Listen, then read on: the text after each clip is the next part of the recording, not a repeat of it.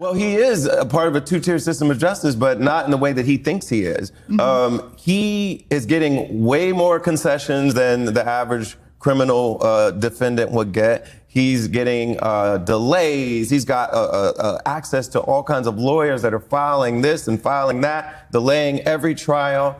And most people don't have access to that kind of lawyering, don't have access to the kind of concessions that the justice system will provide to you if you can afford it. Yeah, sorry. That was no expert on really anything. So why would the corporate media use this two-bit so-called artist to weigh in on such matters?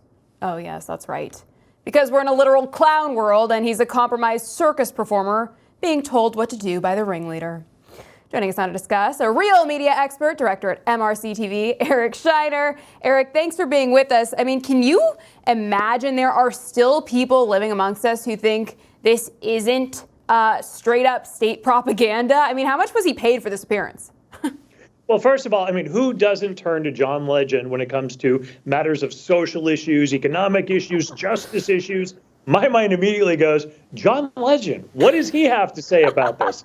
I mean, you know, he plays the piano really well and he can sing. So clearly his insight on politics and justice is of paramount importance that you'd get the former White House spokesperson to interview him about the person that's facing off against her former boss in an election. In fact, deep state character Hillary Clinton had some similar words as well, not shockingly. Let's take a look at what she had to say. You know, his bromance with Putin, and it was actually called that, I think, by the former Prime Minister of Australia, who said he saw Trump with Putin, and Trump was like, you know, just gaga over Putin, because Putin does what he would like to do: kill his opposition, imprison his opposition, drive, you know, journalists and others into exile, rule without any check or balance. That's what Trump really wants. Even more shocking than John Legend is that anyone would actually listen to what this woman has to say. I mean, where have we heard this before, right? How could anyone trust a word that she says? Yeah, this one goes off on so many levels. First of all, everything they're saying about, you know, what Donald Trump wants to do, we watched Joe Biden doing. Who's doing orders on forgiving debt, going against the Supreme Court judgment against him? He doesn't care. He's going to forgive more college debt. Doesn't matter what the Supreme Court says in his case. That's Joe Biden. Hillary Clinton's past with people who have been imprisoned or died is questionable, kind of well known there.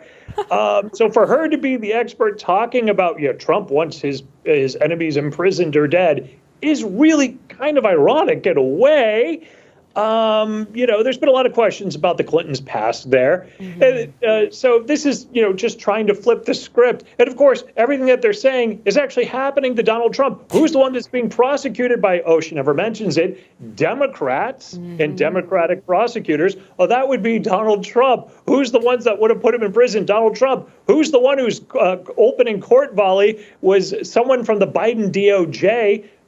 Joined Alvin Bragg's team to introduce the case against Trump in New York, straight from the Biden DOJ. Classic. So, in other news, Eric, unfortunately, it looks like the Kennedys have completely sold out as well, which is rather unfortunate considering what the CIA did to JFK. Officially, they've abandoned their brother, and the family is endorsing Joe Biden now. Let's take a look at their announcement. Make no mistake. All these rights and freedoms are on the ballot in November. Donald Trump is running to take us backwards, attacking the most basic rights and freedoms that are at the core of who we are as Americans. He said he will be a dictator on day one, even saying he wants to suspend the Constitution so he can go after his enemies, after his critics, after the press. He is running to use his power to punish his enemies, silence his opponents, and incite more chaos, division, and political violence with his extreme agenda. Wow, what a coincidence. It looks like they have been briefed on the exact establishment talking points as the other shills, right? I mean, what do you make of this? That was probably the unhappiest endorsement I've ever seen. Does anyone in our RFK family look happy there? They all look like they're in pain. They all look very angry and upset or in pain for their endorsement of Joe Biden. Look, they chose politics over family. That's clear. I think RFK kind of took the high road. But don't forget, you mentioned they were briefed on all the talking points. The Democrats have specifically, the Democratic National Committee last month put together a team to target third-party candidates. They're worried that this will impact Joe Biden. So you kind of have to think that this get-together, this public endorsement, as pained as it looked, was something that was actually put together and done on purpose because they don't want to have any distractions. They need all their focus on Joe. Because there's a lot of split among the party. The Democratic Party is split right now. A lot of people are saying they're just not voting, or they're putting in their protest votes in some of these primaries against Joe Biden. Yeah.